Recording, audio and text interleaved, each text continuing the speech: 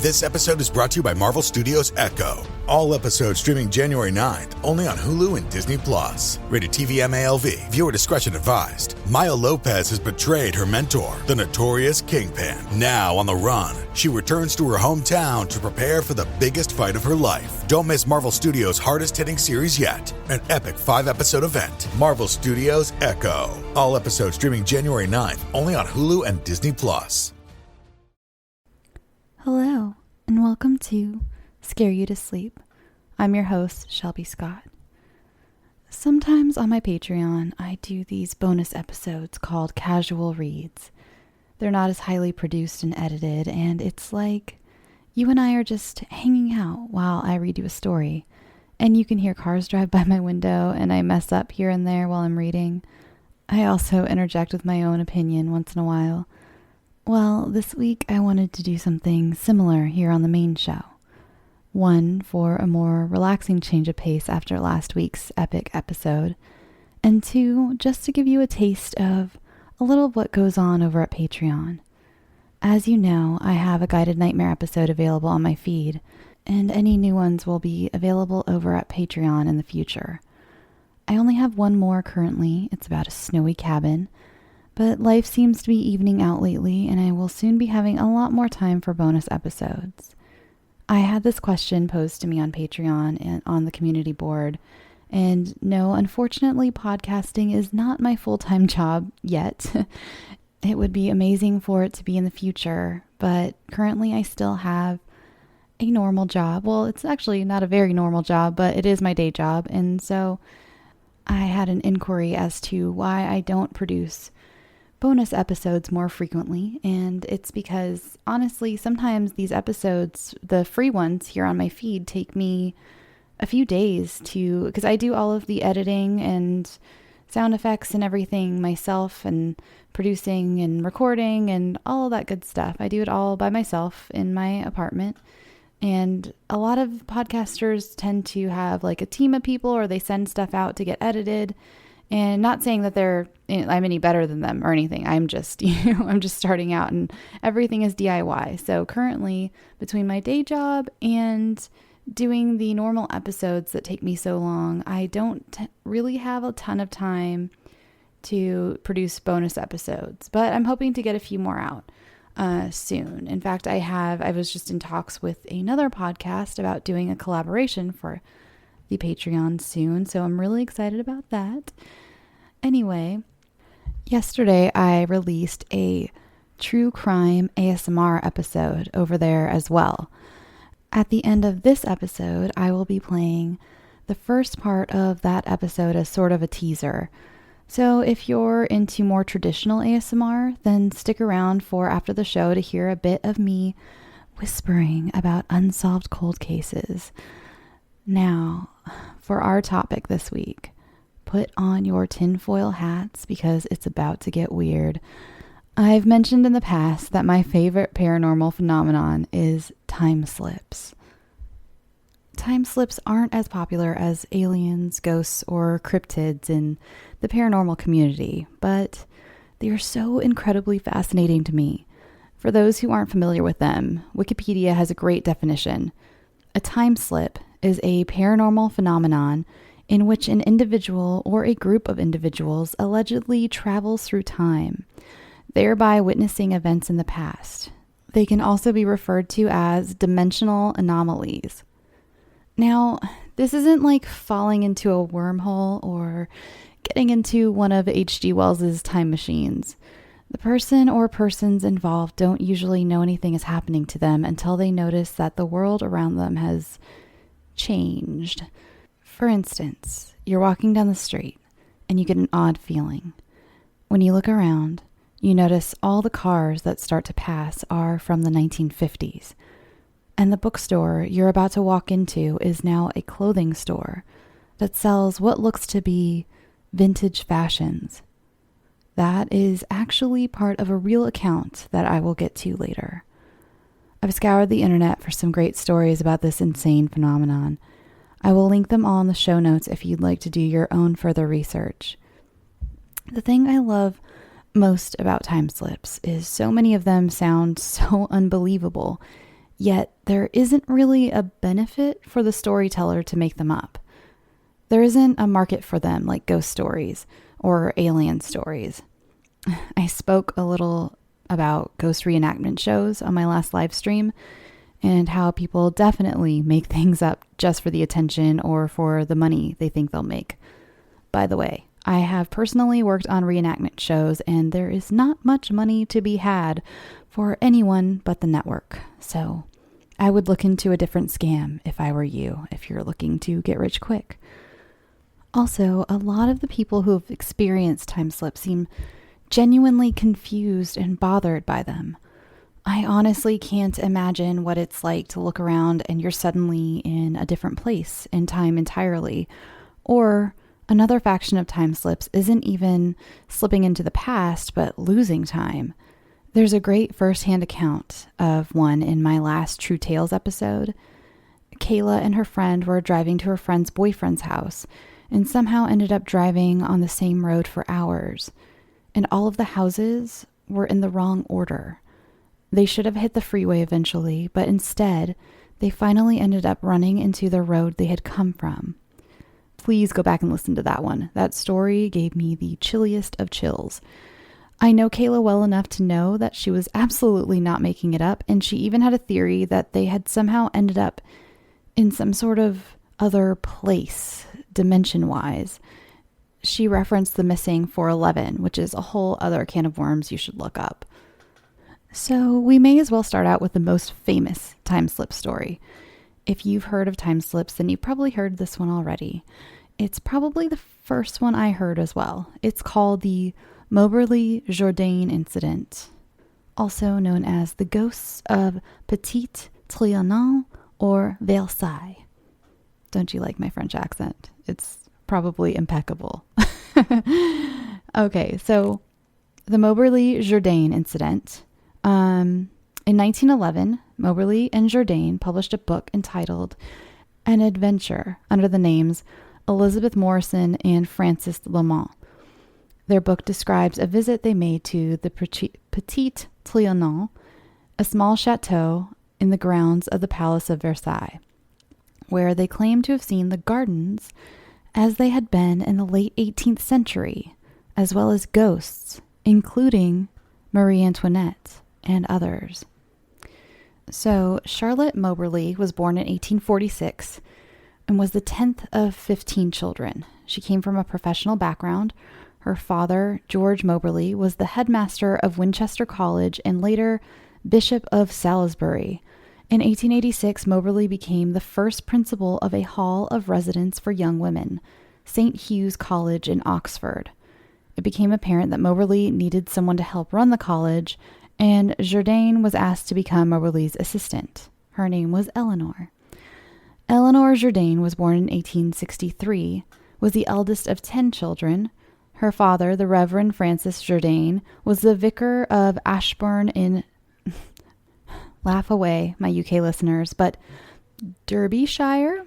That is definitely not how you say that, but Derbyshire. Sure, we'll go with that. She was the sister of art historian Margaret Jourdain and mathematician Philip Jourdain. She went to school in Manchester, unlike most girls of the time who were educated at home. Jourdain was also the author of several textbooks, ran a school of her own, and after the incident became the vice principal of St. Hugh's College. Before Jourdain was appointed, it was decided that the two women should get to know each other better. Jourdain owned an apartment in Paris where she tutored English children, and so Moberly went to stay with her. According to Moberly and Jourdain, the two women decided to visit the Palace of Versailles as part of several trips. On the 10th of August, 1901, they traveled by train to Versailles.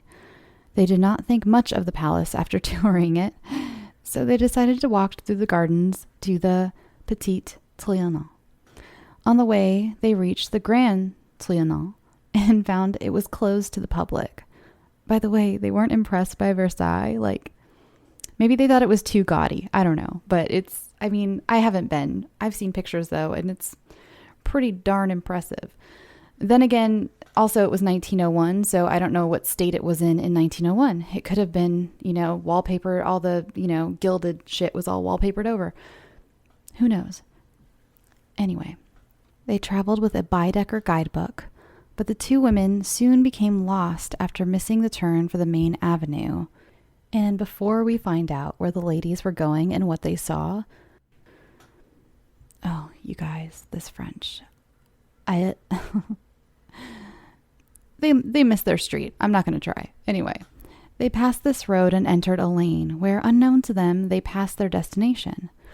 Moberly noticed a woman shaking a white cloth out of a window, and Jourdain noticed an old deserted farmhouse, outside of which was an old plow.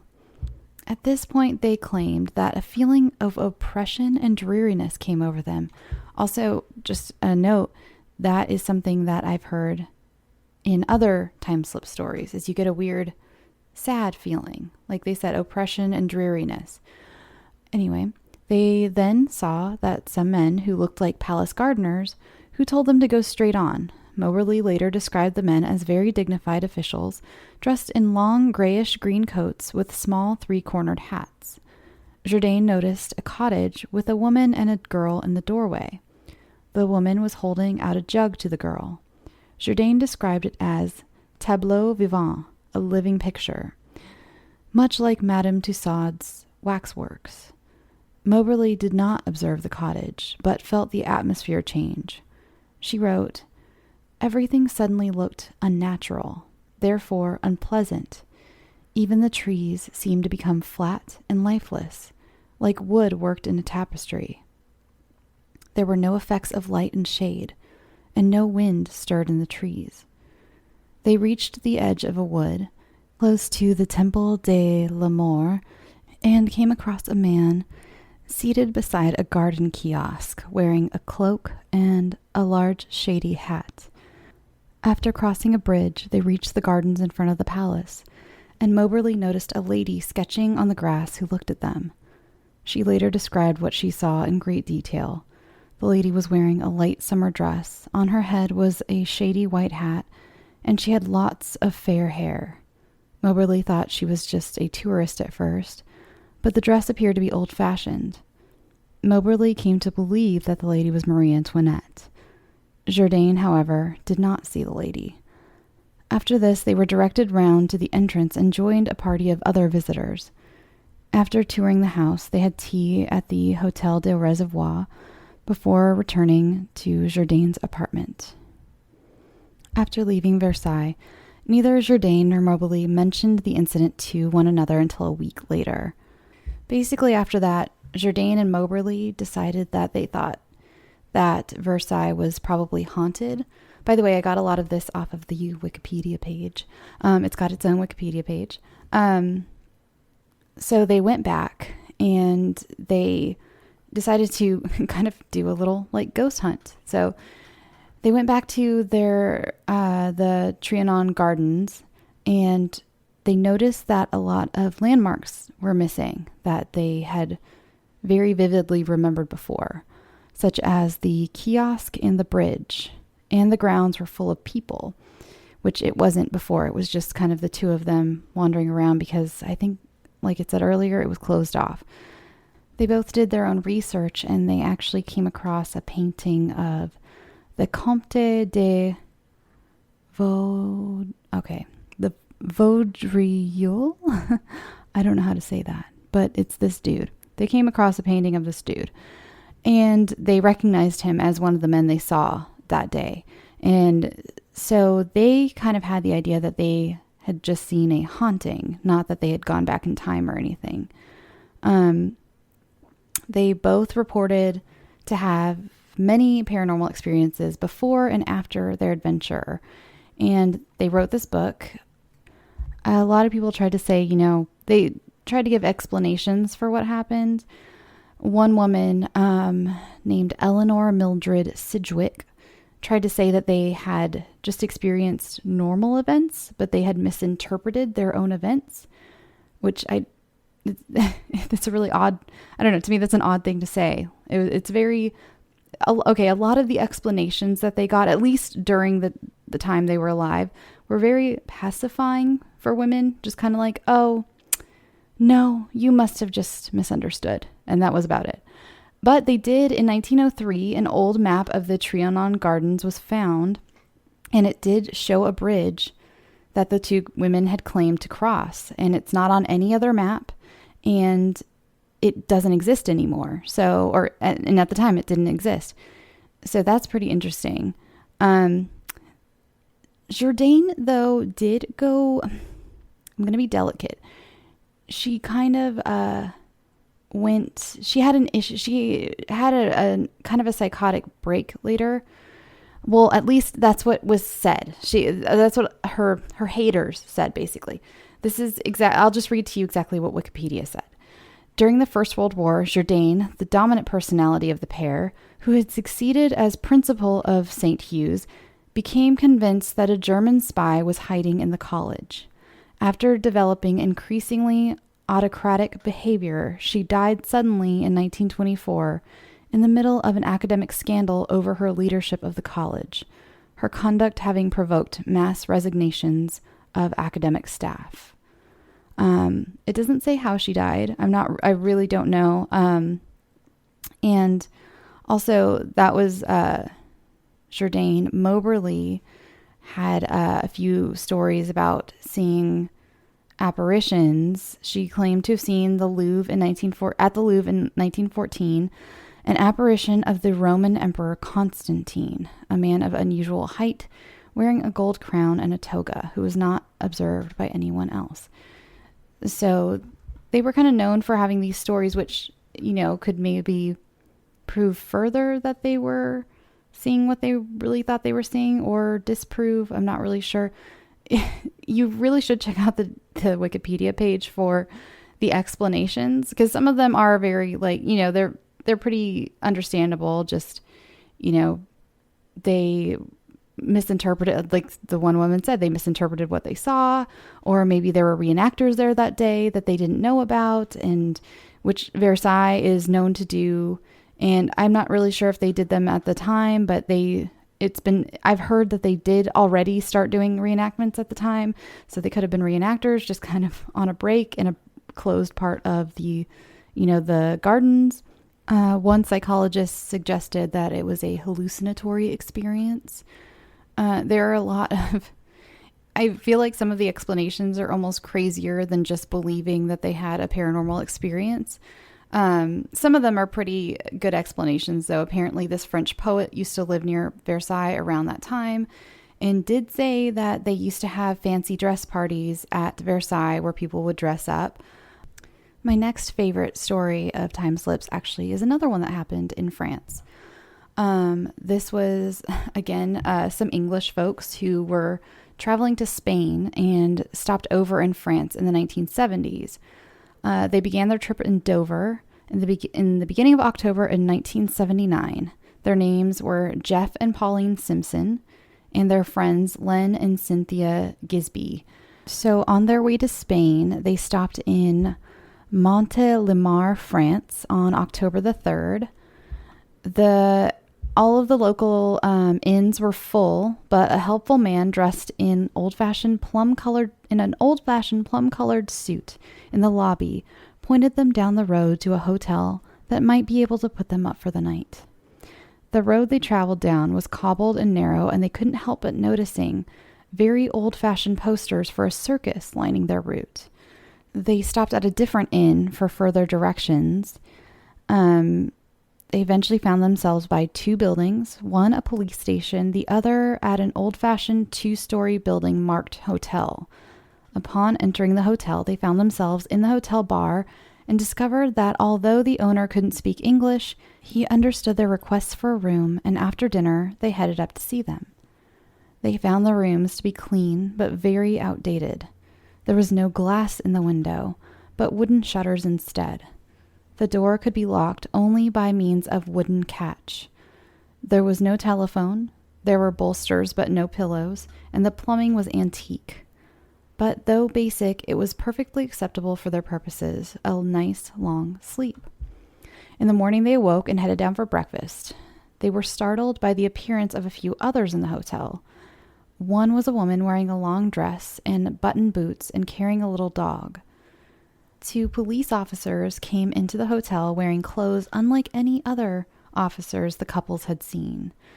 The couples finished up and prepared to leave. They asked one of the police officers for directions back to the autoroute and on to Avignon, but he didn't seem to understand the word. The couples put this down to their poor pronunciation, like mine probably was. He gave them some directions, which they later found led them to an old out-of-the-way road. When they settled up their bill, they were in for another not unwelcome surprise. In total, their bill came to 19 francs, which was about 1/13 of what they would have expected.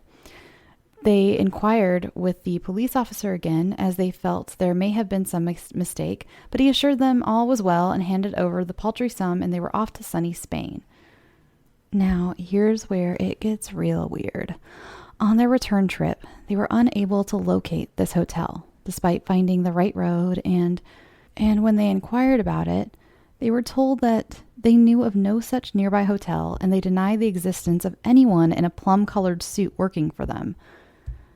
The couples were forced to stay in a hotel in Lyon and pay over 200 francs for a room. When they got home, they found the pictures they had taken in the hotel were missing. Not blank, nor obscured, but gone, and the reel had been filled with other pictures. Later investigation found the reel showed markings halfway along, showing the camera had tried to take pictures but had failed. They have been back to visit since, but they have found no trace of the hotel. Although somewhere similar was found, they deny this was the hotel they stayed in. They later identified the uniforms worn by the gendarme as those used before 1905. So this one was really interesting, and I've read in other ones that the husbands specifically remember taking pictures of their wives in front of the windows because they had no glass in them. They thought it was so charming, and so they took pictures of their wives in front of these shuttered windows, and they were just gone. I don't know what's going on with France, but apparently if you visit, just slip right into a wormhole. So we're going to move on now to something called the Liverpool time slips. Basically, there's a street in Liverpool called Bold Street, and several time slips have happened there. Several accounts of them, anyway. It's incredibly fascinating because it's all in one place. So, I don't know. People who are more tinfoil hat friendly tell me, does that mean there's like a vortex there or something? I'm not sure. But let me tell you a few of the stories that have happened on Bold Street. So the first one happened in 1996, and a man named Frank set off with his wife to go shopping in Liverpool. His wife decided that she wanted to go and buy a book at Waterstones, the large bookstore, and they started to walk towards the area of the shop. As they approached Bold Street, Frank decided to go to another shop first, but bumped into a friend and stopped to chat in the street. His wife went ahead without him. A few moments later, Frank said goodbye, visited his shop, and turned back to meet his wife. After reaching Bold Street, he headed on towards the bookstore. As he approached, he glanced up and was surprised to see the name, Cripps, above the door. As he was about to cross over to see what was going on, a van swept past him with the name Cardin's on the side. The van driver honked his old-fashioned horn and drove past. Looking around, Frank suddenly realized that things were not quite what they should be. He looked at the cars driving past and realized that they were all old-fashioned vehicles, such as people would drive back in the 50s and 60s. And then he noticed the people. Men were wearing hats and macks, and the women were dressed in headscarves, full skirts, and had old-fashioned hairstyles, such as women wore just after the war. By this time, Frank was beginning to feel slightly freaked out. He carried on crossing the road and headed towards the store. As he got closer, he noticed through the window handbags, shoes, and umbrellas. Suddenly, he saw a young woman standing looking totally bemused up at the shop sign. She was wearing modern clothes, and as she saw him approaching, smiled at him. Frank went into the shop, closely followed by the young woman. When they entered, he was surprised and pleased to see that it had indeed turned back into a bookshop. The young woman smiled, shook her head, and said, "That was strange. I thought it was a new clothes shop." Then she walked away, looking extremely puzzled. Frank never stopped talking about this. Was it a time slip? Evidently, Cripps was a woman's shop that sold clothes and other goods, and Cardin's was also a well-known Liverpool firm that owned vans around the time Frank found himself in. Now this is story number 2 from Bold Street in Liverpool. The second story concerns a young girl by the name of Imogen. She had decided to go into Liverpool to buy her sister Abigail a few things for her new baby. Upon arriving, she was happy to see a new mother care store had opened up on the corner of Lord Street in Whitechapel. She wandered around the store and picked up a few baby items such as cardigans, baby bibs, and gloves. She was surprised to see how cheap the items were, but thought that they were on offer as the store had just opened. Taking them to the counter, she tried to pay with her credit card. The staff member looked at her suspiciously and went off to get a manager. When she came back, she looked at the card and told Imogen that they didn't take cards. So disappointed, Imogen went and put the items back as she didn't have any money with her.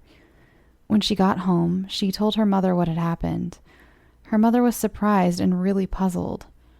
"That store closed years ago," she said.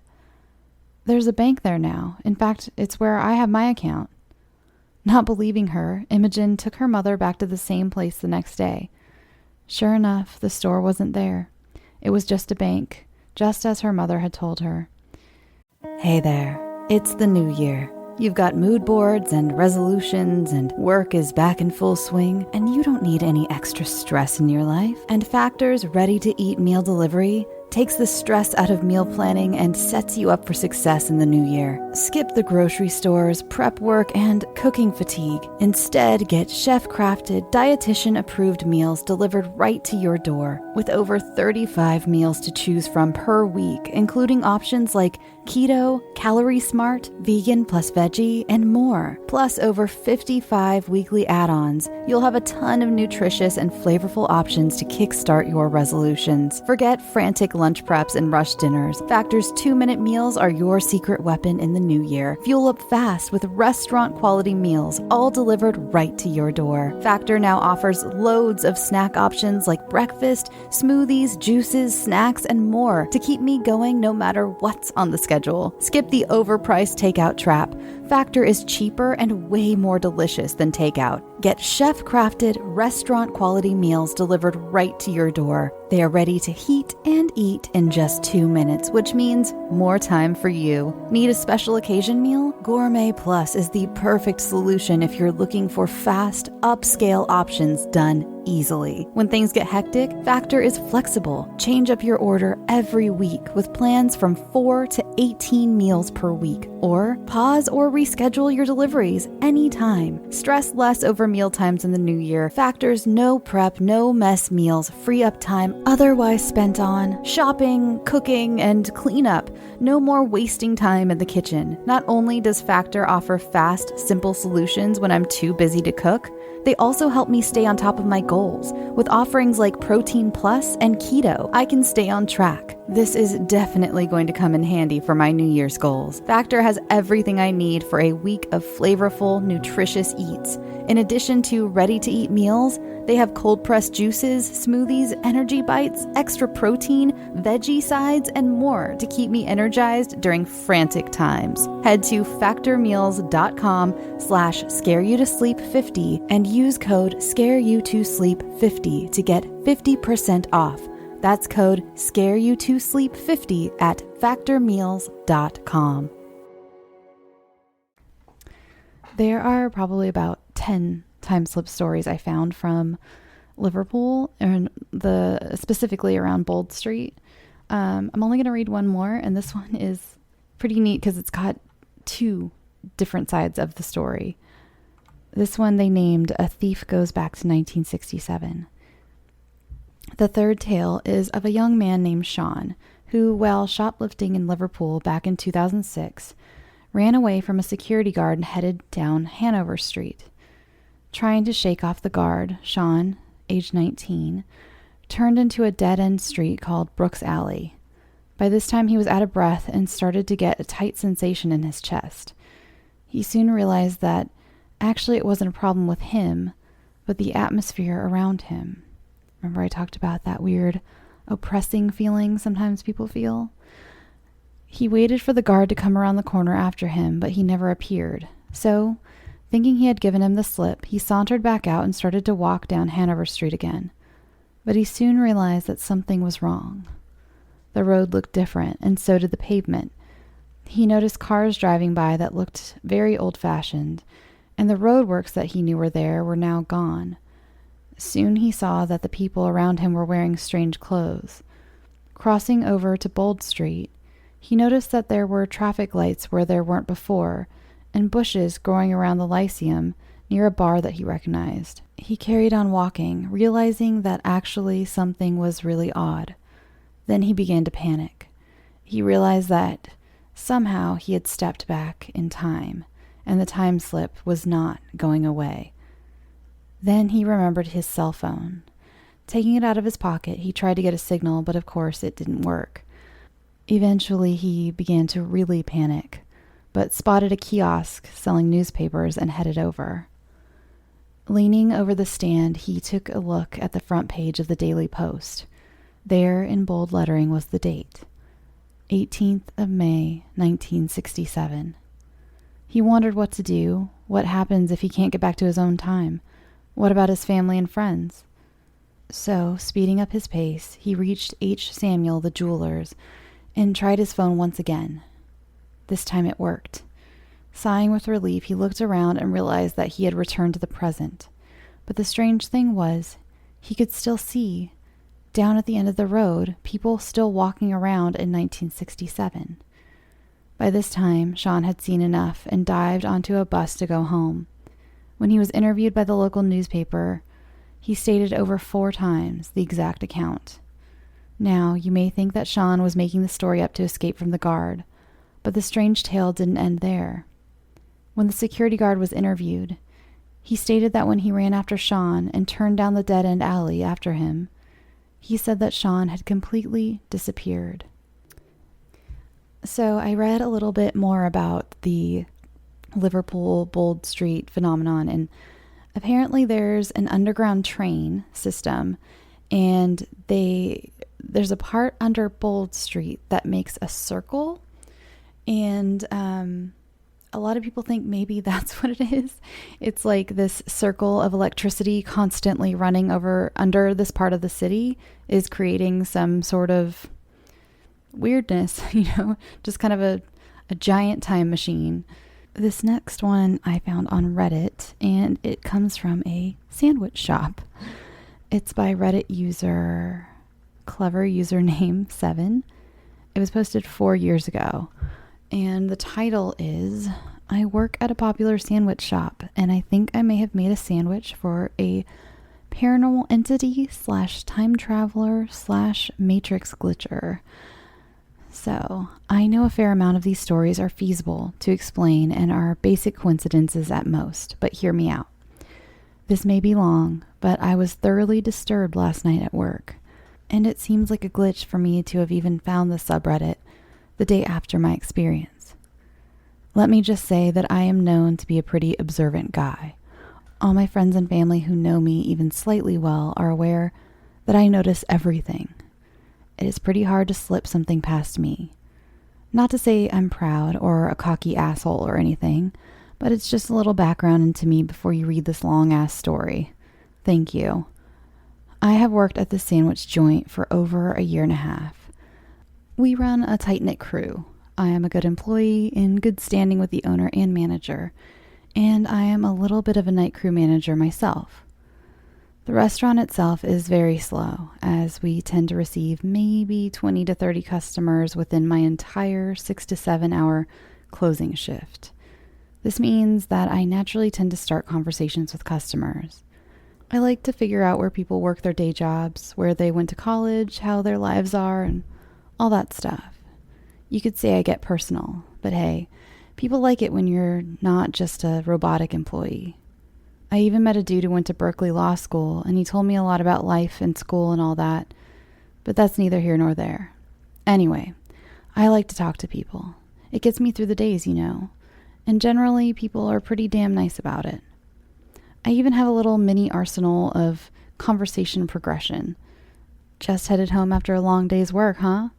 Nice. Where do you work? Oh, that sounds cool. Did you need a degree for that? Oh, nice. Where'd you go to college? Did you like it there?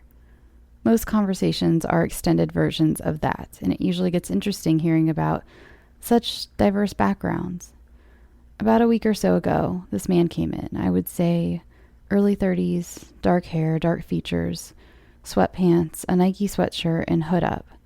It was late at night, say 9:30ish, and I was ready to close this bad boy up and get home, but had another half hour to kill. So I said, screw it, let's start a conversation with this guy.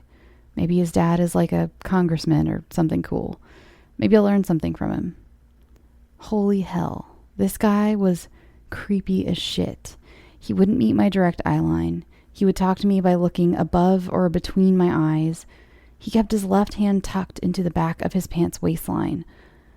I realize that sentence is a bit hard to visualize, but the best visual I can give is like when people tuck a gun on the back of their pants.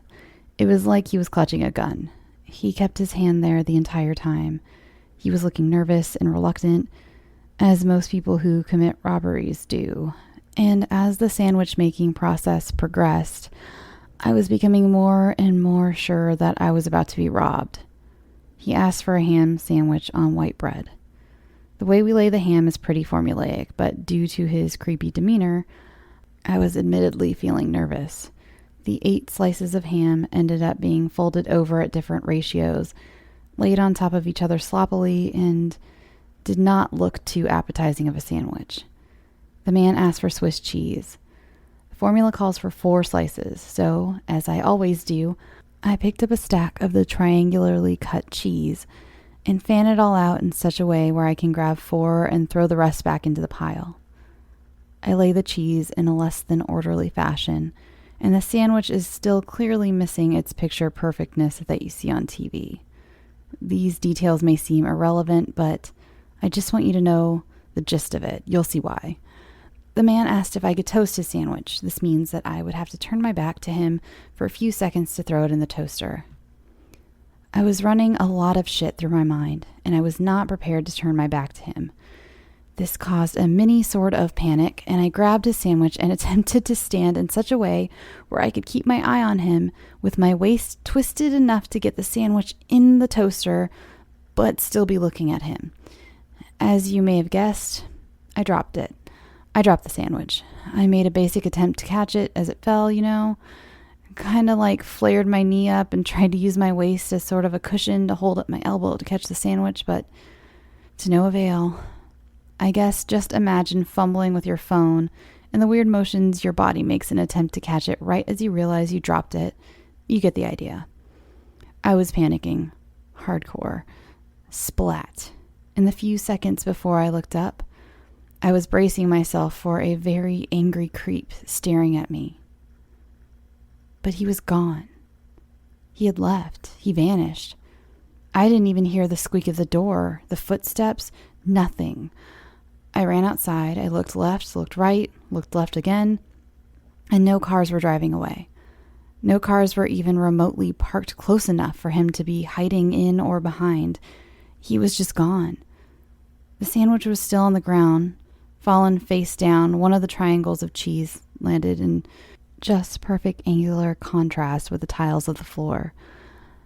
Of the 8 pieces of ham on the sandwich, 6 were left betwixt the bread and the floor, while 2 pieces flew off and landed adjacent to the cabinet, on top of which the toaster is located. Fast forward to last night. A man much older than the first comes in. I would say 60s, white hair, dark features, probably about 6'6". Was probably the tall, dark, and handsome type dude in the 70s or something. Pretty nice man up until he started ordering his sandwich. Fuck, I just got chills typing that last sentence because I have no idea how to proceed with the story. It just gets unsettling for me. He ended up asking for white bread. I started to carry on my usual conversation. "How's your night going, sir? Just getting off work?" The man answered with a stern affirmative and offered no other information. Okay. Clearly this guy didn't want to talk about anything other than his sandwich. Weird. "What kind of sandwich for you, sir?" "Ham." All right. Pretty stern guy, no nonsense. Maybe he's like in the mafia or some shady shit and he got nervous when I asked him about work. All right, fine. "Let me make your sandwich and you can get out of here, man." He then reaches behind his waist in the exact same fucking way the first guy did. I swear to God, the gesture and motion were the exact same smoothness, timing, and form. He kept his left hand there in the exact same way the other man did about a week ago. The same way. Everything started eerily coming back to me now. It was like the most jolting deja vu moment I had ever had. And I honestly thought it was just that. Deja vu. But wait, there's more. The way I ended up laying the ham looked very familiar. The distance between each slice, the way each layer peeled off the stack in ratio to the next. The way the slices folded over, I can honestly swear to you that I was building the same fucking sandwich that I built just a week ago. I was having one of those moments where a bunch of shit just passes through your mind all at once. And it's actually kind of surprising just how many thoughts you can have in such a short amount of time. But I remember telling myself to take the risk and just reach for the Swiss because I just had the feeling. "How did you know I wanted Swiss?" I was taken aback. He actually wanted Swiss. How in the world do I pass it off as a lucky guess? Well, exactly how you would think. "Lucky guess," I uttered as I let out a meager, pathetic little chuckle. The man proceeded to say the most spine-chilling thing I had ever heard. I read stories on Reddit about paranormal or weird shit happening to people. There's actually an Ask Reddit thread about it right now. I always see variations of the same quote, chill down to my spine, and I have never really experienced that. I fucking experienced that last night. The man looks at me as if I told him I knew the winning lottery number for the next win. Very inquisitive look. Very, very strong sense of passion in his words when he said this. "No. Seems like you've done this before." He just called out my deja vu. He just confirmed that he was aware of my deja vu. At this point, the phrase time traveler just made its first entrance into my mind. I looked at him with the most ridiculously awestruck impression. I sat there staring at him for a good 5 seconds before I laid the cheese. It was a surreal moment. It was like the climax of this confrontation had already happened, but I still need to lay the cheese and the veggies, roll the sandwich up, and then ring him at the register. How much creepier is it going to get? I just didn't get it. I picked up the cheese in the exact same way I always do. Fan out the top 4 slices and lay them down. I was looking down at the same sandwich I had built a week prior. I swear to you, the cheese, the bread, the ham, everything was just uncannily similar. I credit myself to be a rational dude, so at this point, I was just calling it deja vu and trying not to feel disturbed. The man said, "Just lettuce and mayo, no toast." Phew, not toasted. Thank the good Lord. He didn't want it toasted. This fucking deja vu is over, and it's all just a coincidence, right? Well, some of you may know, but there is a thing called a hot food tax in some places. Therefore, when a sandwich is toasted, there's a button for hot food taxation, and it's something like 12 cents. So as a force of habit, I read the order back to the customer in this fashion. "All right, sir, so a ham sandwich, not toasted, with a bag of chips and 2 cookies." He looked very concerned when I mentioned it was not toasted. Why did you have to specify that it's not toasted? Then I explained to him what I said above. All about the hot food tax and blah, blah, blah. Force of habit, because if a sandwich is toasted, you repeat the order like, "All right, ham sandwich toasted with the chips and drink," or something like that. After explaining that to him, he was just like kind of inquisitive about it. Nothing too weird. I didn't want to keep him any longer, so I took his card, swiped it, and could not wait for him to get the fuck out. As he walked out the door, He looked back at me with the creepiest fucking smile you can conceive in your Reddity imaginations. He turns around and says what I honestly do not think I will ever forget.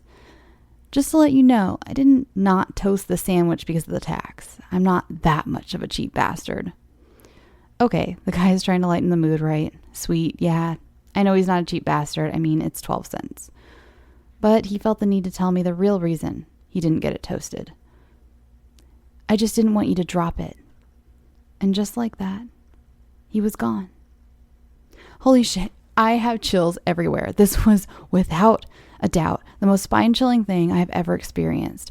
I explained the whole thing to my father, and he came up with the idea that these two men were probably father and son, and they were just fucking with me, and I'm making up the rest of the details in my head. Impossible. Do you know why? The man who owns the restaurant I work at owns just one other, halfway across town. When Guy 1 came in, I was at a store that was about 8 miles away from the store that Guy 2 came in. The realistic chances of these two men knowing each other and tracking me down, finding me across town and fucking with me like this is impossible. I and 3 other employees, the manager of both stores, the morning shift leader, and my counterpart, the co-night shift manager, are the only 4 employees that jump between the 2 stores. The chances of this being a planned and methodical prank is absolutely outrageous. I have no idea what I experienced, but if you actually took the time to read all this, please tell me if it's a legit glitch in the Matrix. This next story takes place in Southwest England, and it's very bizarre. And just so you know, reading this, they've made a note that all of the names mentioned here, like street names and everything, are pseudonyms. So apparently the person who wrote this didn't want anyone going to look for this particular time slip. So in August 1941, 2 young sisters, aged 20 and 18, got off a bus at St. Mary Road in order to walk along the very familiar road to Upper St. Mary, where a dance was being held in the village. It was 6:20 p.m. when they set off along a road which they had cycled along many times. It was a pleasant summer evening, and they were anticipating an enjoyable night out with friends.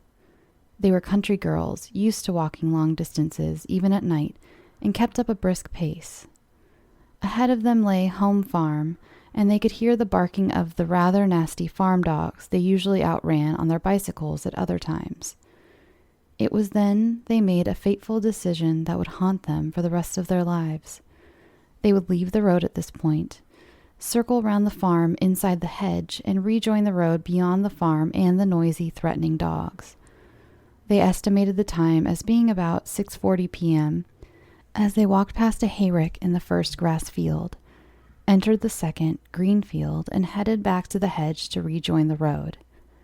They climbed what they thought was the hedge by the road and dropped down into a plowed field. It is at this point that what I like to refer to as the Brigadoon factor set in. Both sisters agree that, although it was about 6:45 on a late summer's evening, from the moment they dropped down into that plowed field, it appeared to be dark, except that there was a very large red moon, which, totally out of character for a harvest moon, both dazzled them and threw long, dark shadows from trees and hedges. They both felt an overwhelming sense of foreboding, or evil, as they climbed hedge after hedge, always dropping down into plowed fields with no gateways. They were always aware of the position of the road because they could see the tall trees of Home Farm and hear the dogs still barking. Also, the very occasional vehicle went past. There were few privately owned vehicles in that area in 1941. Eventually, they found a gap in the hedge and found themselves on marshy ground where they could hear a stream, but could not see it for the alder trees growing along the bank. Importantly, as we shall see later, they insist they did not cross it. They headed back through the gap in the hedge and saw a previously unnoticed gate.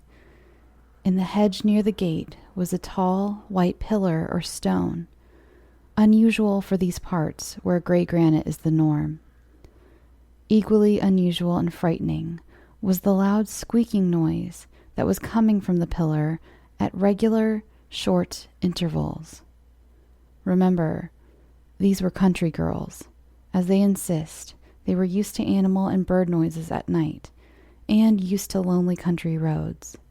In their own words, we were not town girls lost and scared in the countryside. Taking the plunge, they dashed past the white pillar and threw themselves over the gate into the unknown road.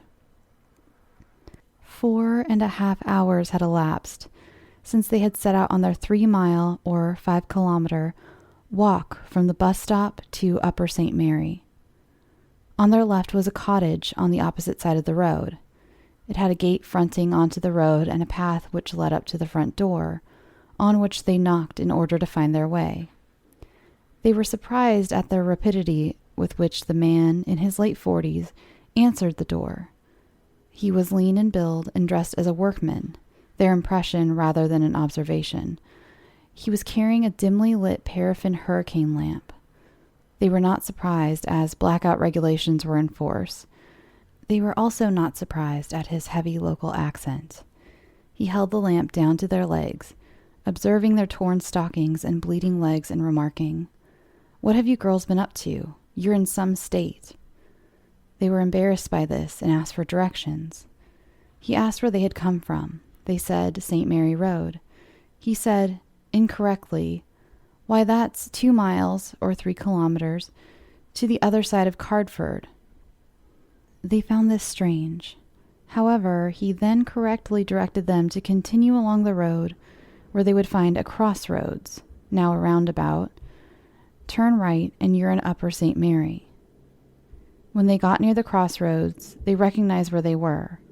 At a later date, they also realized that to have reached that road, which continues eastwards, they would have had to have crossed the stream in the fields, and they had not done so, despite emerging a linear mile, or 1.5 kilometers, from where they originally left the road.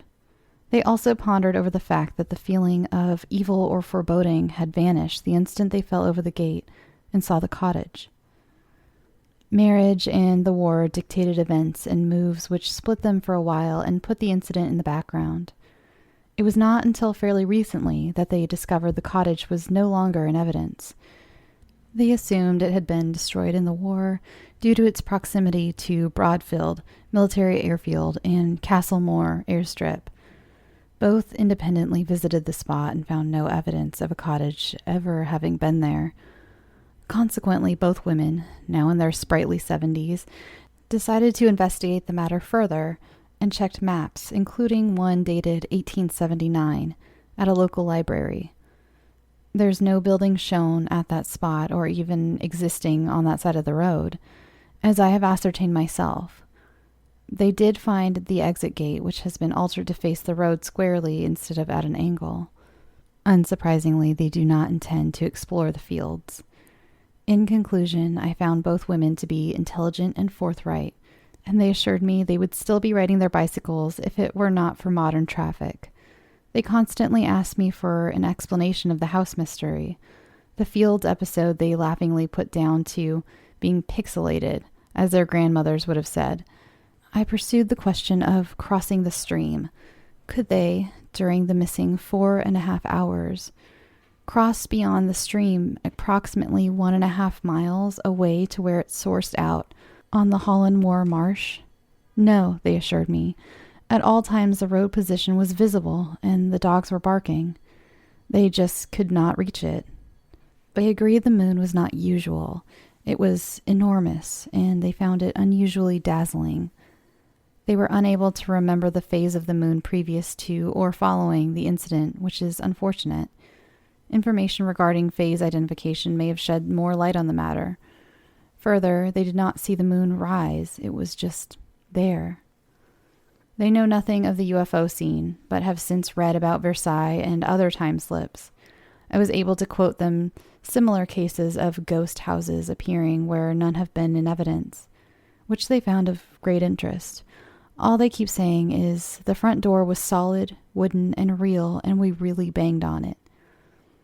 They are also convinced that the house exists somewhere in the area and are always looking for it during their travels. Further, they are sure that the man in the cottage, which vanished in the best Brigadoon fashion, were a manifestation sent to help them in their darkest hours. A guardian angel, as one relative remarked.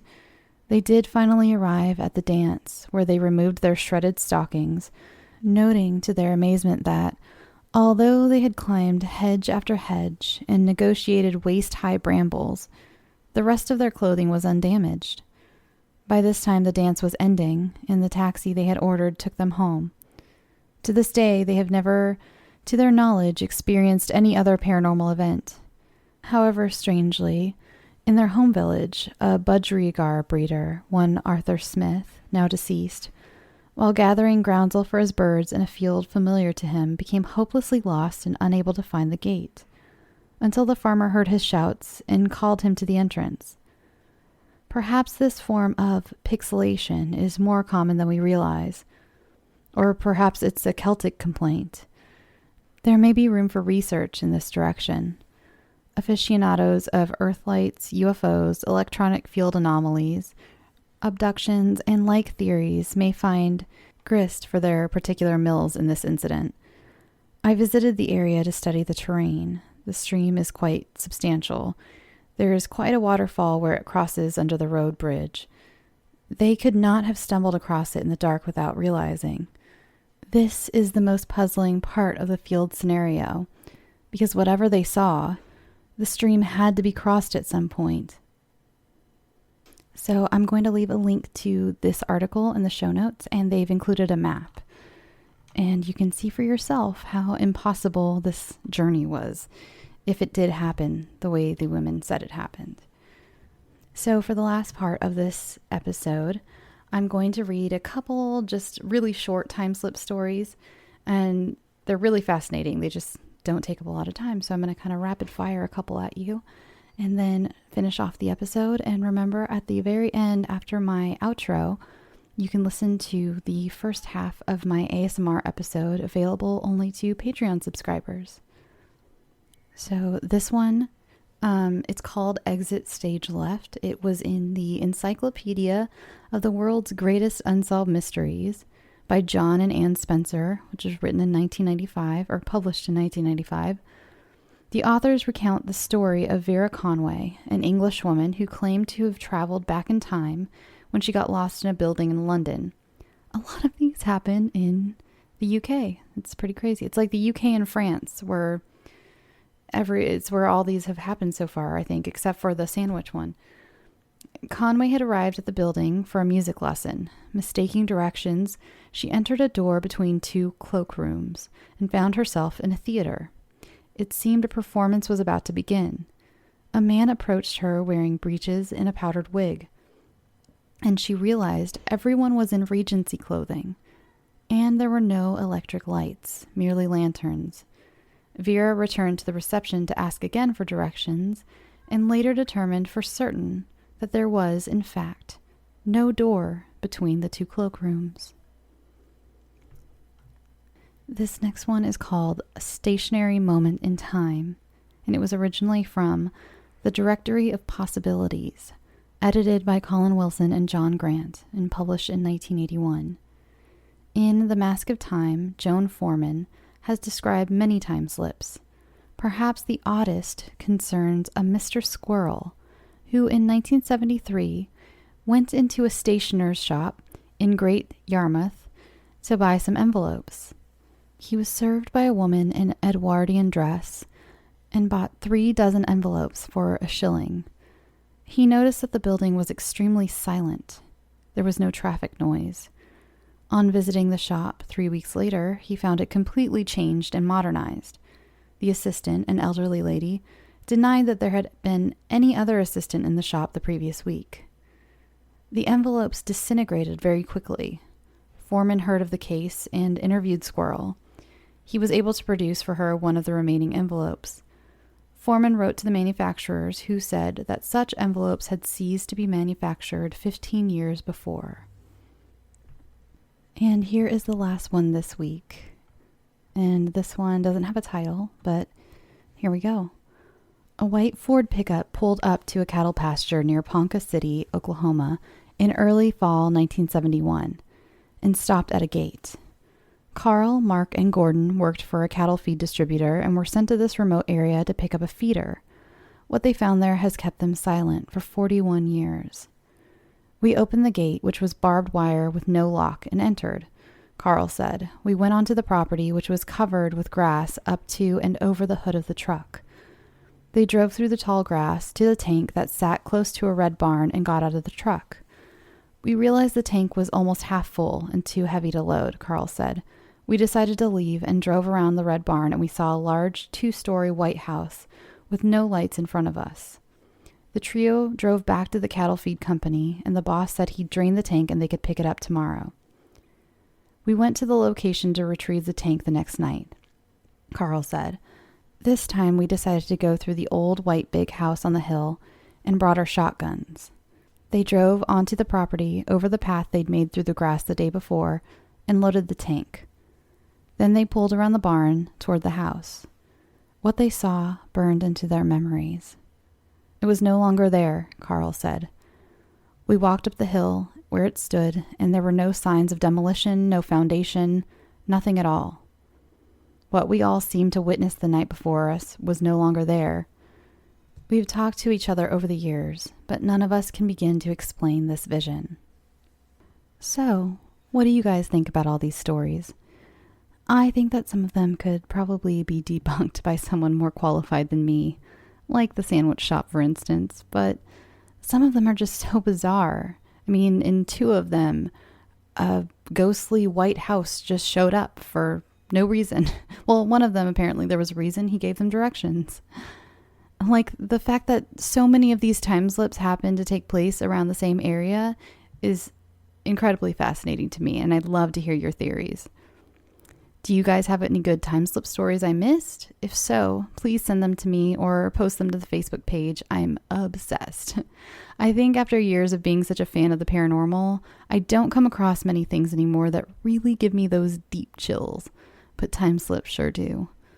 All right, everyone. Thanks for listening. I hope you enjoyed the change of pace this week. If not, don't worry. I'll be back with music and sound effects and structure next week. I'd like to thank my Patreon subscriber this week, Evan Braun. Thank you so much for your support, Evan. I really appreciate it from the bottom of my heart. Remember, you can send me your stories, fiction and nonfiction, to be featured on the show at scareyoutosleep@gmail.com. I love hearing from you guys. Also, you can follow me on Twitter and Instagram at scareyoutosleep. You can participate in the Facebook group at facebook.com/scareyoutosleep. Also, my Teespring 20% off merch sale is still going on until February 14th, so grab yourself a shirt.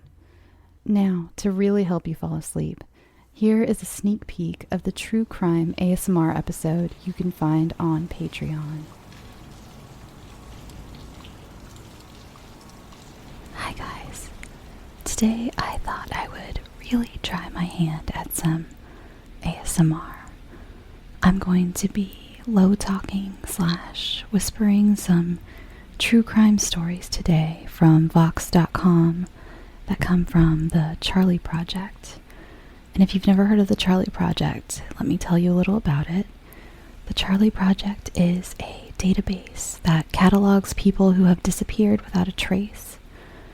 The site is a great resource and repository for modern cases, but if you look at its database chronologically, you will find cases from far earlier in the 20th century that will likely never be solved, simply because all involved have passed away.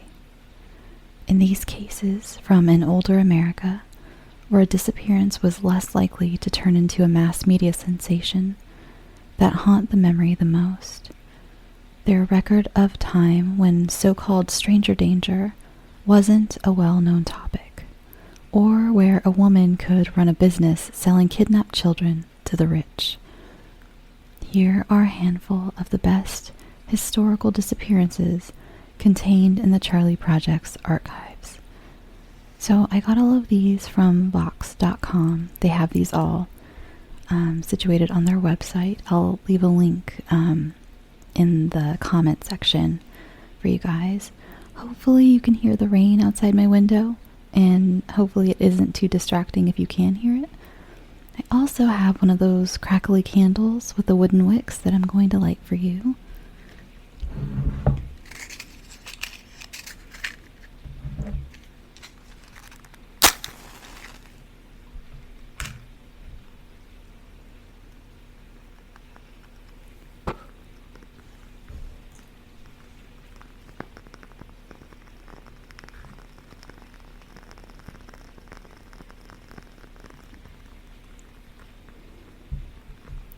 So let's get started.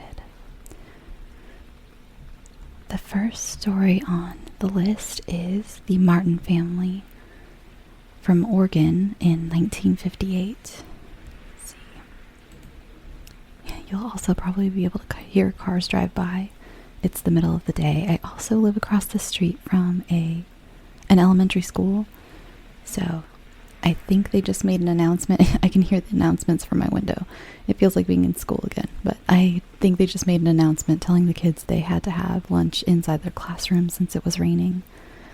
You guys mostly know that I live in Los Angeles and I'm from California. And as a California child, we think we melt in the rain, so we cannot have recess in the rain. Okay, so this case is about Barbara Martin. She's been missing since December 7th, 1958. She's been missing from Portland, Oregon. Classification: lost/injured or missing. Age: 14 years old. Height and weight was 5'3", 125 pounds. Clothing/jewelry description: jeans with rolled up cuffs and possibly a beige coat. Distinguishing characteristics: Caucasian female, blonde hair. Barbara's nickname is Barbie. Okay. Barbie disappeared with her family, her father Kenneth, her mother Barbara, and her sisters Susan, 13, and Virginia, 11. The Martins were last seen in their hometown of Portland, Oregon on December 7th, 1958. They lived in the 1700 block of Northeast 57th Avenue. They set off that day in their 9-passenger cream and red 1954 Ford station wagon with a license plate number 1G-7156 en route for Columbus Gorge, where they planned to collect greenery to decorate their home for Christmas. They bought gasoline at Cascade Locks late that afternoon. They were seen leaving a restaurant in Hood River, Oregon, late in the afternoon, on the way back to Portland. Kenneth was carrying 2 cameras. The Martins never arrived home. Everything was left undisturbed at their residence. The previous meal's dishes were draining in the sink. There was a load of wash in the washing machine, and Kenneth's Santa Claus suit was still laid out from a Christmas party he'd been to the night before. They also left a substantial amount of money behind in the family bank accounts. In February 1959, a searcher discovered tire tracks matching the Martins' vehicle, heading off a cliff into the Columbia River near the Dalles, Oregon. I think that's pronounced the Dalles. I'm not really sure. In May of that year, a river drilling rig near the site of the tire tracks hooked something heavy and metal on its anchor. Before the object could be pulled to the surface, it came loose. It may have been the missing Ford. A couple of days later, Susan and Virginia's bodies were found downstream near the Bonneville Dam. They had both drowned.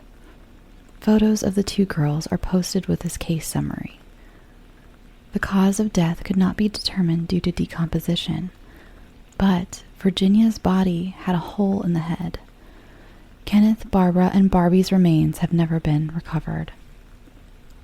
Police believe all the Martins either perished after they accidentally drove their car into the river, or possibly they were abducted and were inside their car as it was pushed off the cliff.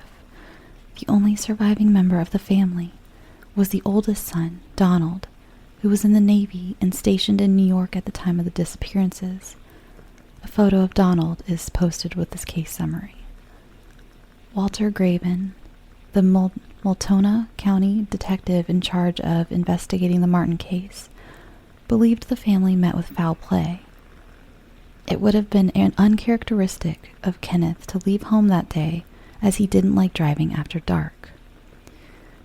Someone found a blood-stained gun in the Cascade locks near an abandoned stolen car and turned the gun over to the sheriff's office. The gun was later linked to Donald.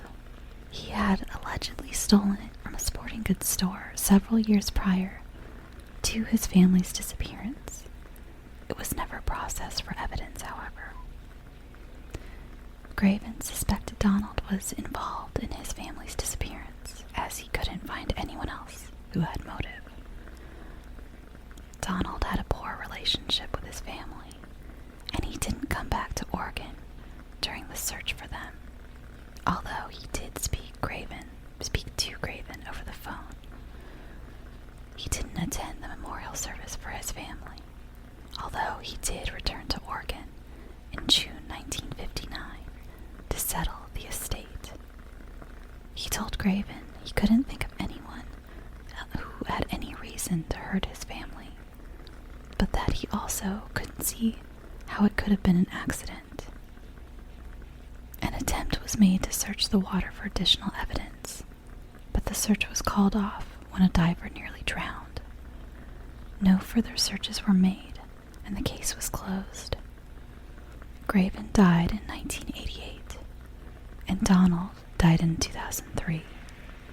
Kenneth, Barbara, and Barbie remain missing. Barbie was a freshman at Grant High School at the time of her disappearance. So what do you think of that one? That one had a big twist for me. Like, it seemed pretty... I couldn't understand at first, while I was reading it the first time, why they would think that it was anything but just an accident, even though Virginia had a hole in her head that could happen from so many different things in the river, rocks or even garbage, some piece of metal. But it's so suspicious that Donald, I don't know all the details. Maybe he didn't come. He was in the military. There could be a possibility that he couldn't come back for the memorial service, for some reason, because of his job, or maybe he, people grieve in different ways, because it is also weird that he made a point to say that he didn't think it was an accident, and I feel like maybe he would have been like, oh no, it was definitely an accident, if he'd wanted to make sure no one came after him. Or it was hubris, which was actually well placed because he was never caught, but he thought, there's no way they can catch me because, I don't know, this was the perfect crime. Anyway, either way, it's very sad. So this next story, I'm sure a lot of you have heard of. In fact, Vox even mentions it was told on This American Life. So fans of This American Life will have heard this story. And I've heard this story, and I don't listen to This American Life. It's a pretty popular one. Let's see. This one is about Bobby Dunbar in Louisiana in 1912.